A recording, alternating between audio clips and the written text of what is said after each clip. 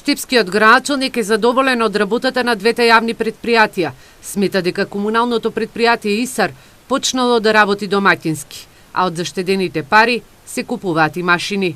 Набавивме веќе и нов багер на јавното предпријатие, а веќе сме во јавна набавка за набавка на ново возило метларка, кое што го имаат доста градови, поголеми градови центри и во Европа и во Република Македонија, кое што значително ќе зголеми хигиената во градот. Бочварски забележува дека заштедите се зголемуваат, но постојано излегуваат стари долгови кои треба да се подмират.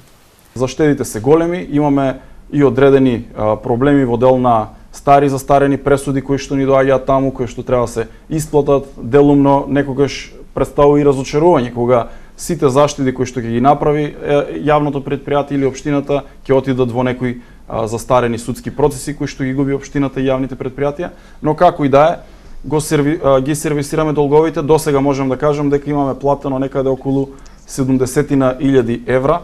Што се однесува за јавното предпријатие Стипион, Бочварски вели дека веќе работат на неколку локации, меѓу кои изградба на тротоари и детски игралишта, а наскоро ќе почне изградбата на тротоарот кој води до Штипската клиничка болница.